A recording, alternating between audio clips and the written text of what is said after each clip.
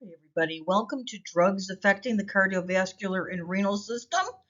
I hope that this presentation helps clarify some conditions related to drugs. This can be a really tough section because there are a lot of drugs, and how do I pick which one do I choose? Now, there is a method to the madness as to why we choose certain drugs over others, and we're going to make this a little clearer to you in the upcoming slides. So let's move on. All right, our first one is angiotensin converting enzyme inhibitors, or ACE1 inhibitors, and we see these a lot used in practice. Um, And how do they work? What's the mechanism of action? That's what that means. Well, how does it work? Well, it promotes salt excretion by augmenting renal blood flow and reducing the production of aldosterone and ADH. What's ADH? Do you remember? Look it up. You should know what it means. So remember when I went back and talked about pathophysiology, everything in medicine is connected back to patho, right? And that's how drugs work as well. They do something where they interrupt a pathway, or they increase the production of a chemical in the body. But somehow or another, scientists have identified these medications that cause these things to happen. Thank goodness. ACE inhibitors also prevent an enzyme in the body from making angiotensin 2. And that's very important because angiotensin 2 has the ability to narrow arteries. So we don't want that to happen. Okay? So Um, now think about what we said in the mechanism of action. It promotes salt excretion. So think about in the body when you have salt and you have water, right? So what happens? Water follows salt, right? So if that's going to happen, what is this patient at risk of developing? Think about it. Hypovolemia, and what happens if someone becomes hypovolemic. That means that they have low blood pressure. So those are things that are risks, and any risks, we're going to have a conversation with our patient and tell them that if any time you feel dizzy or lightheaded, I want you to let us know right away. They may not need to go off the medication. Maybe it just needs the dose needs to be adjusted. Okay. Other side effects that you'll see are dry cough. Dry cough is one of those things you're going to end up changing the patient, because the dry cough in people on an ACE, it drives them nuts. So let's hope they don't get the dry cough. We're going to watch their potassium levels, because with these fluid excretions, you're going to see potassium levels may drop. So we're going to watch our potassium levels. Um, who are we not going to give these drugs to? Well, we're never going to give it to somebody that's pregnant, number one. We don't use this drug in someone who has aortic valve stenosis or is chronically hypovolemic. Um, and so that's we're not gonna to use it in that population. All right. Drug interactions.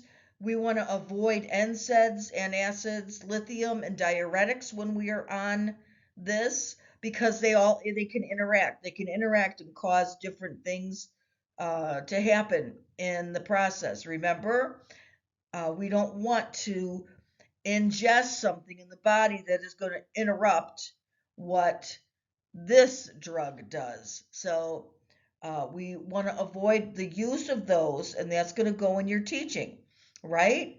You want to avoid nonsteroidal anti-inflammatories, antacids, lithium, and diuretics. So, of course, the patient would know that they were on lithium, right?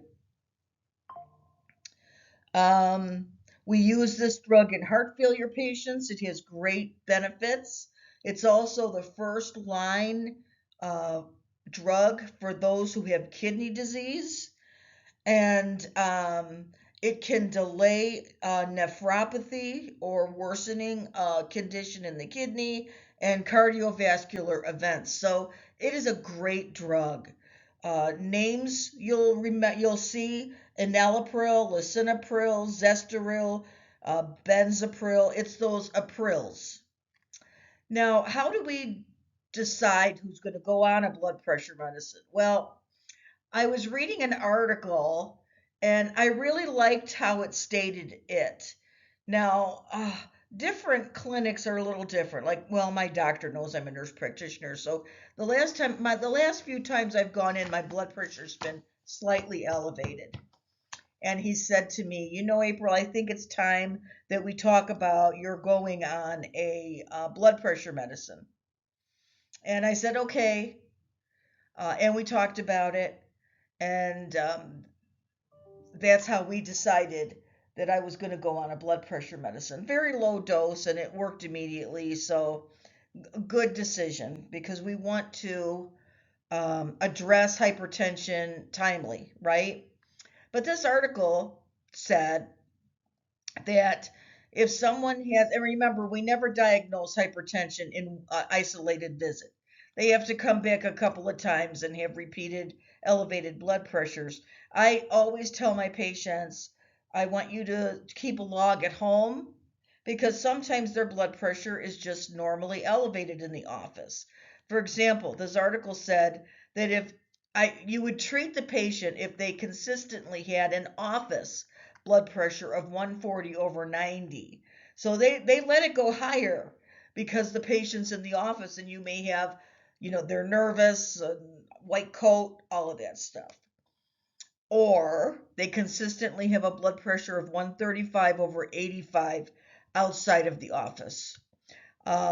Patients we're going to treat a little bit sooner, those with diabetes and cardiovascular disease, and those over the age of 65, a blood pressure of 130 over 80.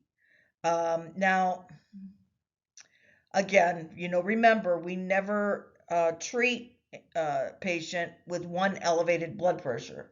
We want to have a series of them so that we can identify that the patient truly has elevated blood pressure. Okay? All right, so I hope that clears up a little bit in the ACE inhibitors. All right, let's talk about angiotensin 2 receptor blockers, and our ARBs, as they are known. Now, we can go into real depth of the mechanism of action at the pathophysiologic level, okay? But we don't need to go there, right? Our body has angiotensin in it, all right, naturally, okay? And if we have too much, that it increases the fluids in our body, which causes our blood pressure to rise and our blood vessels become narrow. So we end up with high blood pressure, right? And so the angiotensin that we have in our body needs a receptor, as most things do in the body. It has a receptor that comes up and connects to it and lets it do its thing, right? So what does an ARB do? An ARB, you see where it says receptor blocker? An ARB blocks the receptor from attaching to the angiotensin, which is normally in our body. And if it's blocked, what's going to happen? It's not going to be able to work. It's not going to allow increased fluids, blood vessels to narrow, and blood pressure to rise. So it blocks that receptor, and in doing so allows normal function of the blood vessels. They stay open and your blood pressure goes down. So very simple explanation, but we don't need to go into that pathophysiologic stuff. You did that already. And it can cause dizziness, lightheadedness, swelling, and it can cause a cough. You want to avoid NSAIDs, and you have to check potassium levels on these patients. You don't want them taking potassium supplements. They don't need to do that. And some common names for these drugs are losartan, valsartan, and we're going to follow the blood pressure parameters when we prescribe these. And when we are prescribing blood pressure medications, what are we looking for? How do we choose a blood pressure medicine? Well, we want to follow what our professional organizations say to do. All right, and we want to follow the JNC7. It's been JNC7 forever. They must create an 8 sometime. Oh, here's an 8. 8 guidelines. They must have come up with it. Oh, that's good. So these guidelines really help identify what medications we should introduce first and second. So I would definitely advise you to look at these guidelines, and if you're going to be working in this population, or especially, you know what I was thinking, for clinical, if you're going to be doing primary care, I would make a little graph of the different types of blood pressure medication and when you're going to use this or that. In fact, I think I'm going to look at the GNC8, because I haven't looked at it in a very long time. And then I'll get back to you on that. So education, we're going to teach our patients that this medication, especially when they take their first dose or two, might make them a little dizzy, lightheaded. They can actually faint. If they develop dry cough or swelling, notify us, please. And we will occasionally monitor their potassium levels to make sure that they are not experiencing elevated potassium levels. Okay, easy peasy. Okay. I found a great reference for you that I put in here. So this is something that you should, this is the JNC8, and it's not new. My bubble was burst when I looked at the date. But these are the standards, these are the guidelines. This is going to help you choose what kind of a blood pressure medication you're going to choose on your patient. And your preceptor may ask you that question. So it's good to have this handy. And I hope that you have put together a notebook, as I advised you to do early on, so that you know the treatment modalities for common illnesses. It can be a clipboard, it can be a notebook, whatever works best for you. I used a clipboard, but I had commonly seen conditions with the treatment plan in there that I used in clinical. So this is something you definitely would have in there. I'm not going to go over it, but these are the standards, and this is what you're going to use in practice. Okay, let's talk about calcium channel blockers. And let's see if I can get through the pronunciation of this. Dihydropyridine versus non-dihydropyridine. Okay, what's the difference? Well, there are two types of calcium channel blockers. The dihydropyridine are nifedipine and amlodipine, those types of drugs. The non-dihydropyridine. Diazepam, and verapamil. Those are examples of those drugs. All right, let's talk about the mechanism of action. It's pretty simple, really. It stops calcium from entering the cells of the heart and the artery. And again, it goes back. There is a mechanism of action that takes place that prevents this from happening. But the calcium causes the heart and the arteries to squeeze stronger, and by blocking it, it allows the vessels to relax and open. So think about it. Now we're relaxing the heart, right? What patients should not be using this if we're relaxing the heart? Heart failure patients, absolutely a big no-no, because their heart's already too relaxed. So we don't want to use it in those patients. But, and think about it, muscle contraction and calcium, right, in other parts of your body, calcium is very important in the contraction of the muscle. And the heart is a muscle. So that calcium channel blockers and blocking calcium from entering that cell is going to relax it.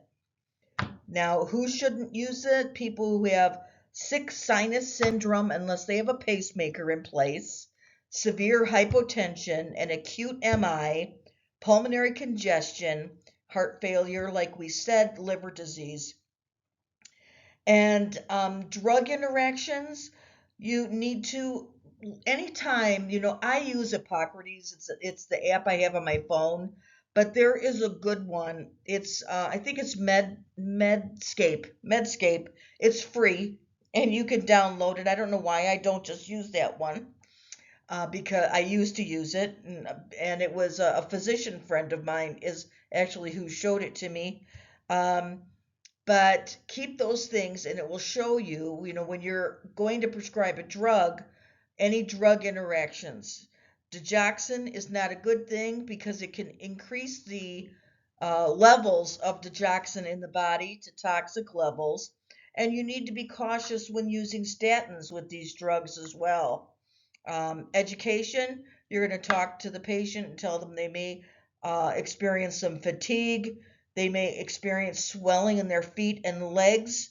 And they can experience bradycardia too. If any of those things take place, they need to notify you because you are now their healthcare provider, right?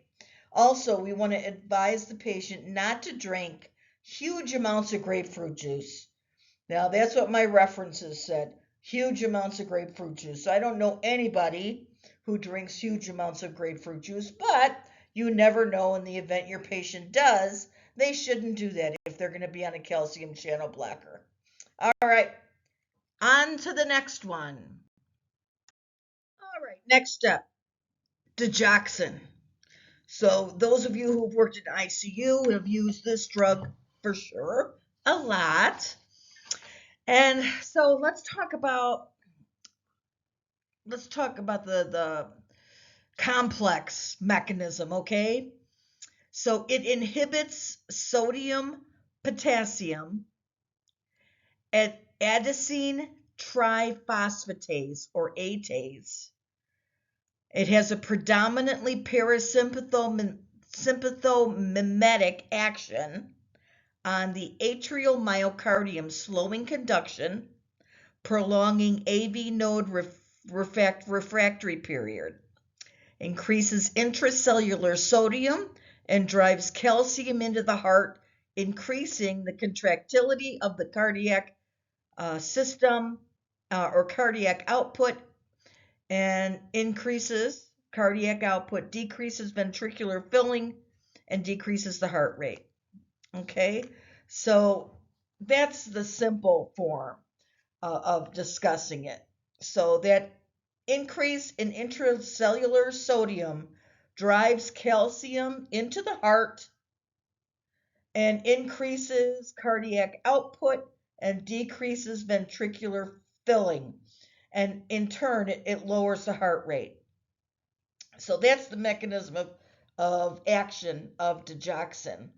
And it's got a lot of things that you have to look at. If your patient is experiencing heart failure or AFib, it's a big no. Patients on digoxin can suffer anaphylaxis. So that's something that you have to look for. Other contraindications are cardiomyopathy, Wolff-Parkinson syndrome, heart block, pericarditis, myocarditis, recent MI. And it's got a lot of drug interactions: erythromycin, amiodarone, calcium channel blockers, and acid. And this one I didn't understand really. Large amounts of oatmeal and milk. Again, we've got large amounts. You should in teaching, you're going to routinely assess the pulse prior to administration and assess for toxicity. So dig toxicity, the patient's going to be confused, may have vision changes, diarrhea, vomiting, all of that good stuff. And then that is going to need immediate intervention. Okay, so that's the basics on digoxin. We use it mainly because we want the heart to beat stronger. Okay, so let's see. Oh, we use it in heart failure. Did I say that? Or did I say we don't use it in heart failure? This we do. We use this in heart failure, and we use this in AFib. Sorry if I messed that up. All right, let's talk about procainamide, which is something I very likely believe you will never use in your career, but it is an important drug. If you are ACLS certified, I'm sure that you know about it. Procainamide is used, it's an injection for life-threatening irregularities in the heart rate. So it's used to treat life-threatening ventricular arrhythmias. And how does it work? It's considered a class 1A antiarrhythmic, and it binds to the fast sodium channel, inhibiting recovery after repolarization, prolonging the action potential, and reducing the speed impulse control. So I think that's all you need to know about that one. I don't think we need to go in any more depth. Dr. Pantano? Whoop. All right, let's talk about amiodarone. This is an antiarrhythmic, type 3 antiarrhythmic, and it is only used in life-threatening situations. However, it is used in many off-label situations, but we're only going to consider the life-threatening situation. And the mechanism of action is that it blocks potassium channels. It can also block sodium, calcium, and beta and alpha adrenergic receptors. It is names are Nextrone and Pacerone. So you can see it ends in the erone family.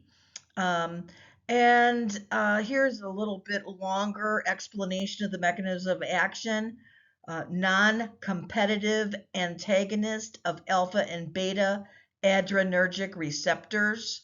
It is a type 3 antiarrhythmic causing prolongation of the action potential of the atrial and ventricular tissue. Now, who shouldn't take this? Patients with lung and liver disease, worsening heart issues. It can actually cause lung problems, liver disease, and worsening of heart conditions. You want to, side effects could be nausea, vomiting, shakiness, constipation. It can interfere with the mechanism of Plavix, statins, warfarin rather, and you want to avoid quinolones and macrolide, antibiotics, and grapefruit. no grapefruit at all on amiodarone. So that's the story on that one. All right, let's talk about nitrates. So this is your nitroglycerin that we're so commonly um, we know it commonly by nitroglycerin. And what does it do? It decreases the myocardial oxygen demand by producing systemic vasodilation more than coronary vasodilation. And it does this by the activation of the intracellular NO receptor enzyme, soluble glomerulus, and that goes on and on. But essentially, it decreases oxygen demand. So it decreases left ventricular filling pressure and systemic vascular resistance, and modestly improves cardiac output. Modestly. So we use this in patients who have angina, NSTEMI, portal hypertension. They used to use it in asthma. They don't do it anymore. Patients who are using nitroglycerin should not use Viagra under any circumstances. Some of the side effects can be headache, dizziness, or they can also build up a tolerance to it. So then they need to go off of it for a while so that they can then get the relief from it. If a patient experiences nitrate toxicity by taking too much, methylene blue is the antidote, which was really surprising to me because we used to use that in the olden days when in surgery to check to make sure that the bladder hadn't been perfed. But I guess it can have other mechanisms of action as well. So that is nitrates or nitroglycerin in a nutshell. All right, we're going to talk about statins. It seems like everybody is on a statin these days, so it's very important to learn about the mechanism of action and all of those things where statins are concerned. And it's pretty complicated, but it actually, if you break it down to understand it a little more easily, what statins do is it binds reversibly to an enzyme, okay? So it is an enzyme blocker. And it blocks an enzyme that is related in cholesterol biosynthesis, okay? So I'm going to talk about a few things here. I don't want to go too in depth into the pathophysiology of statins, but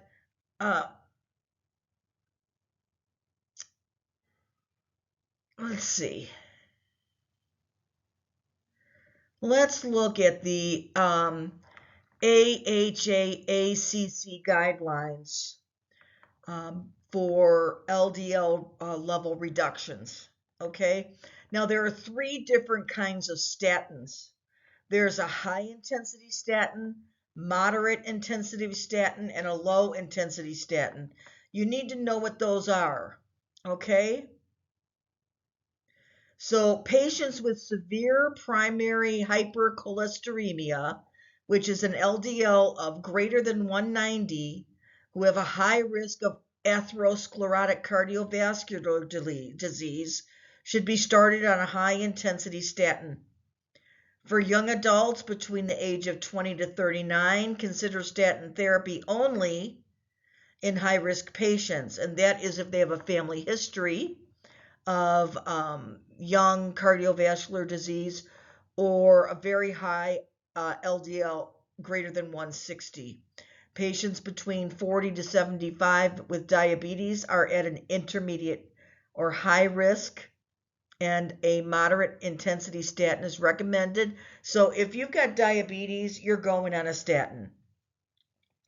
Patients between 40 and 75 of age with diabetes specific factors like so they've got albuminuria, retinopathy, neuropathy. They're going on a high intensity statin. Consider treatment with a high intensity statin for patients between 40 to 75 with an ASCVD of greater than 20%. That's high risk. So what is ASCVD? This is a calculation score that is done that determines your risk of developing cardiovascular disease over the next 10 years. And if it is a certain level, it puts you at high risk or low risk of having a cardiovascular event. So consider treatment with a moderate intensity statin for patients between 40 to 75 years with ASCVD of 5% over 10 years. So if the in young adults 20 to 39, consider a statin only in patients with a family history and a very high LDL of 160. So we went through all of those things. I said that again. All right. So who are we going to worry about? Statins are generally well tolerated, but some patients, it's actually less than 1%, develop rhabdomyolysis, which is the leg muscle problems. And in rare cases, patients can develop diabetes as well. But it's quite low. Statin-associated cognitive dysfunction is also very low. Let's see.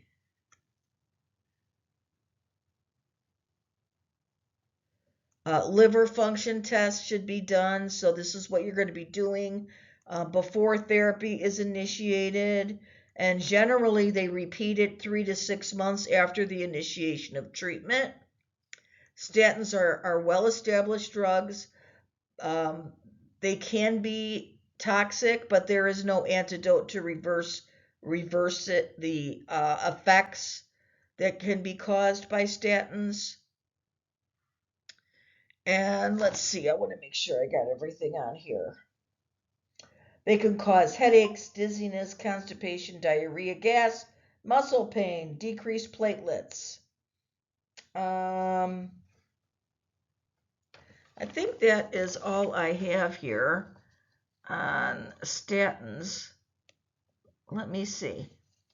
Let me make sure. I want to look through this.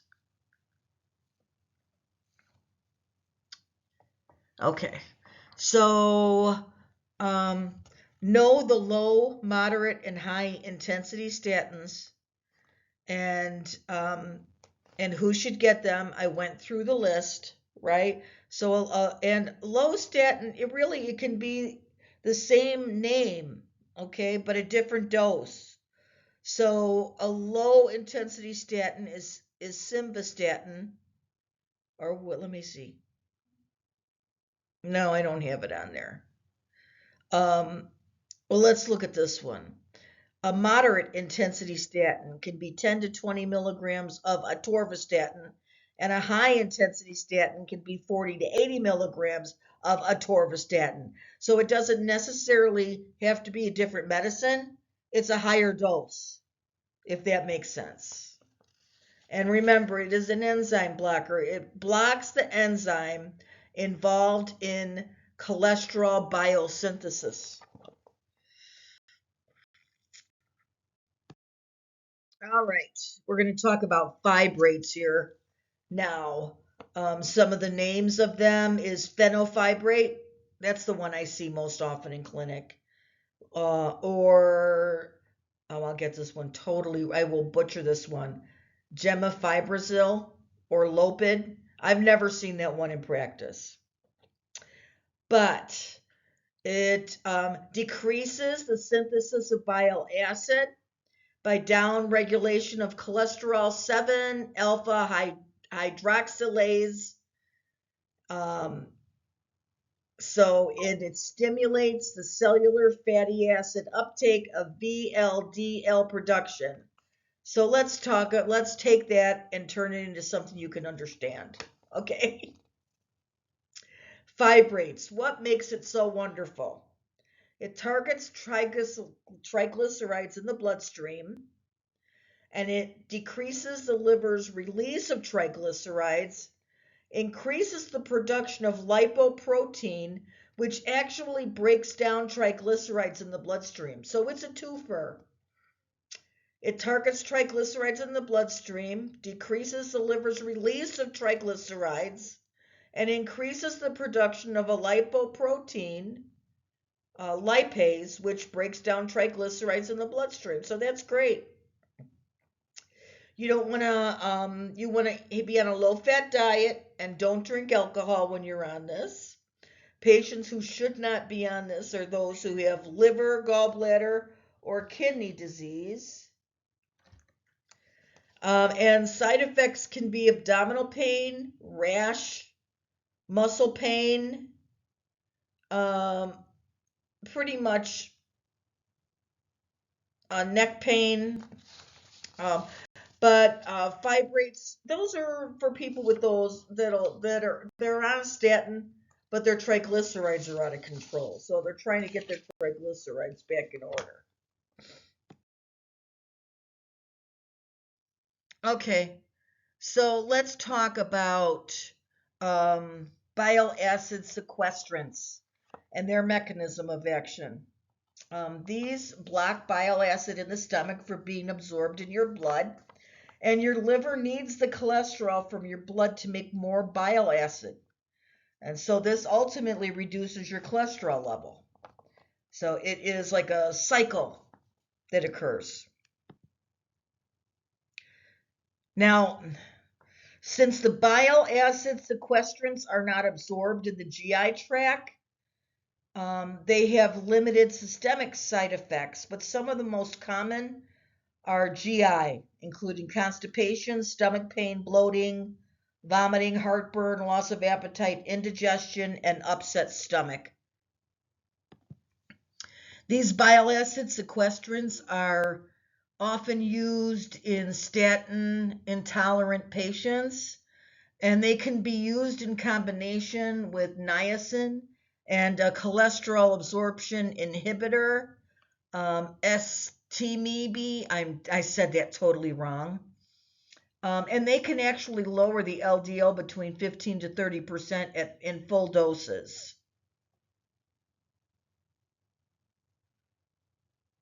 Okay. And this is typically a tablet or granules for oral suspension. And for pregnant women, this is a pregnancy category C, so I would avoid that. It's okay in breastfeeding. There's no information on hepatic impairment, and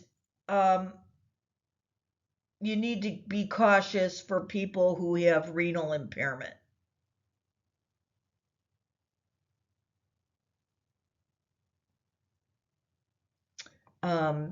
Be careful for peptic ulcer disease and hemorrhoids.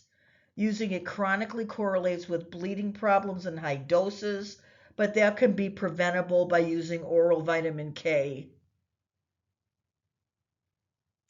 It can induce malabsorption of fat-soluble vitamins, so the patient should avoid bile acid sequestrants if they have those deficiencies. They can also decrease the absorption of many drugs. So you need to take a look at those. If they have a narrow therapeutic index like thyroxine, digoxin, warfarin, hydrochlorothiazide, they should be taken 1 hour before or 4 hours after the bile acid sequestrants have been taken. This is contraindicated in patients with biliary obstruction. Inappropriate for use in patients with serum triglycerides greater than 300. That's just too high. The monitoring of bile acid sequestrance therapy is via a reduction in LDL concentrations. So that's how you are going to monitor whether or not it's working. Monitor for constipation, monitor INRs for those on warfarin, and with concomitant use with cholesyvalum hydrochloride, it can increase the exposure of metformin extended release formulation. I don't know about that.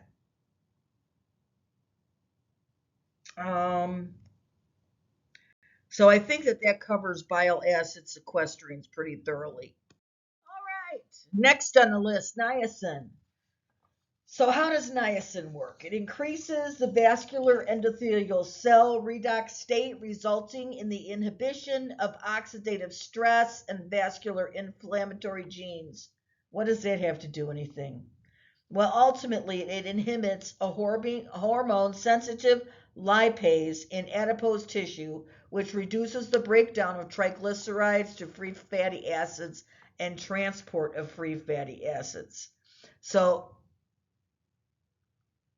that in itself tells us a little bit about niacin.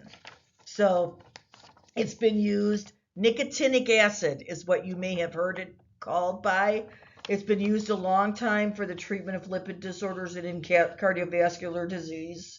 You can get some good effects from it. And I have started, I think that it went out of favor for a while, and it's starting to come back because I've been seeing patients with it more often. Let me see. Indication, okay. Who should not be taking this? Patients with active peptic ulcer disease, patients with active liver disease, or persistent elevations in hepatic transaminase, patients with hypersensitivity to niacin or any component. You cannot be on anticoagulant therapy when you're on this. It can increase the risk of bleeding. People with a history of liver disease, kidney disease, stomach ulcers should not be taking it. It can cause dizziness or make you feel faint.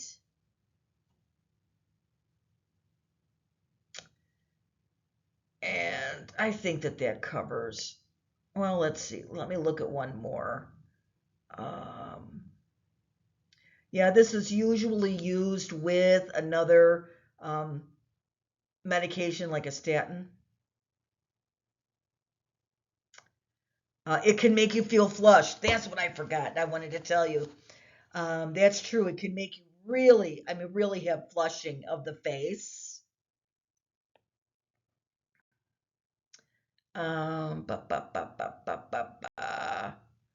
Yeah, I think that's the main thing I didn't want to forget, the flushing. Okay, great.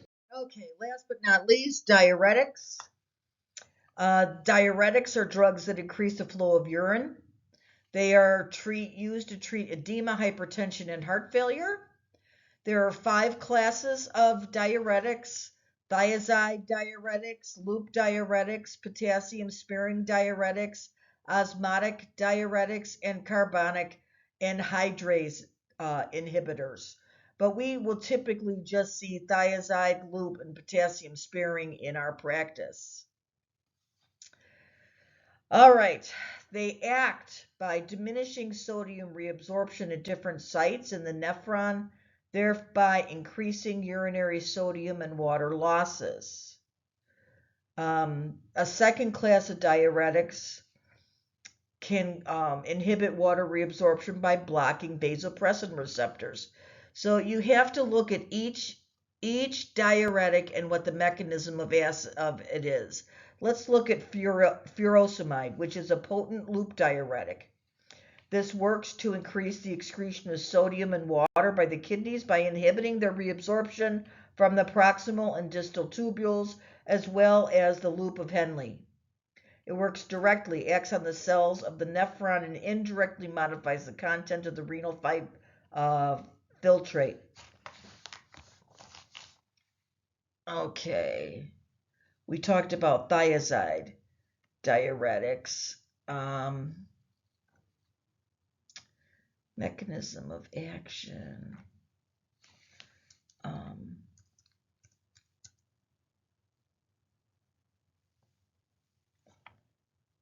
Okay, potassium-sparing diuretics act to prevent sodium reabsorption in the collecting tubule by either binding ENACs or by inhibiting aldosterone receptors, preventing excessive excretion of potassium in the urine and decreased retention of water, preventing hypokalemia.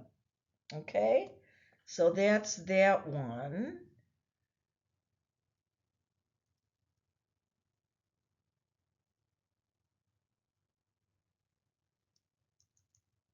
Diuretics.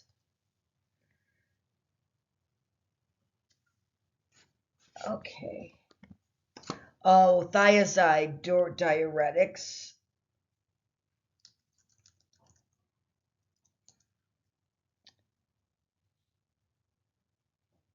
Inhibit the reabsorption of luminal sodium in the distal convoluted tubule of the nephron.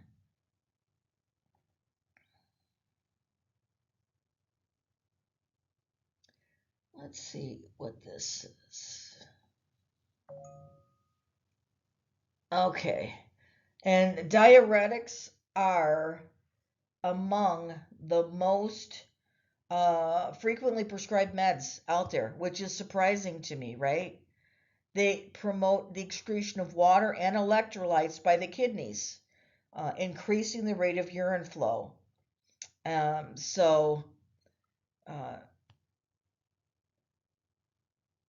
Buildup of fluid in body tissues as a result of an inability of the kidneys to release sodium and the water that is excreted along with it. Remember, salt follows water.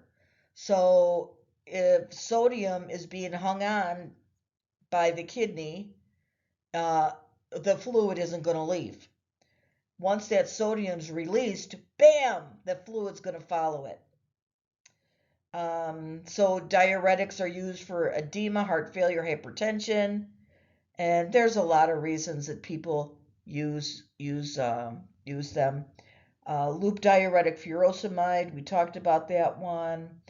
It can lead to, that's given for edema, heart failure, oliguria, hypertension.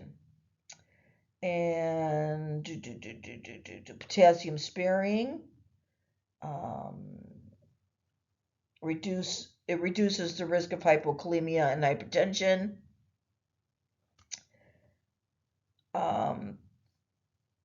Is that it? Oh, no.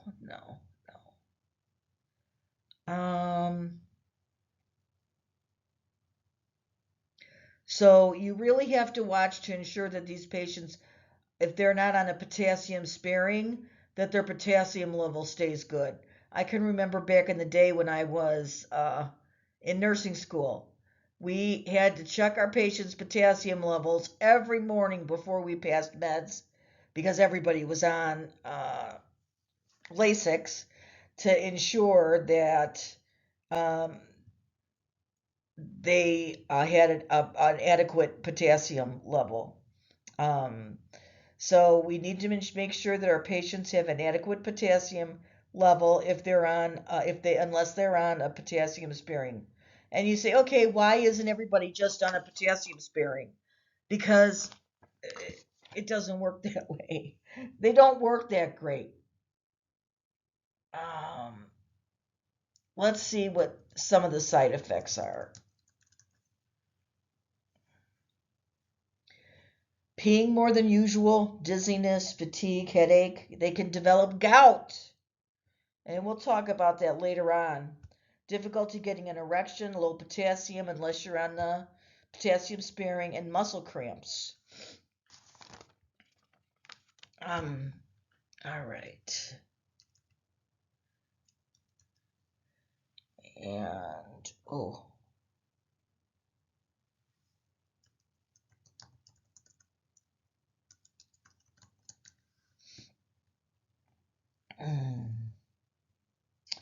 Some medications that might interact with a diabetic, or with the diuretic rather, cyclosporine or Restasis, antidepressants like Prozac or Effexor, lithium, digoxin, and some other high blood pressure drugs. So those have to be reviewed to ensure that it's safe to use. All right. So I think that that covers the key points of diuretics. If you have any questions, give me a holler. Let's see how this presentation goes and let me know. Thank you.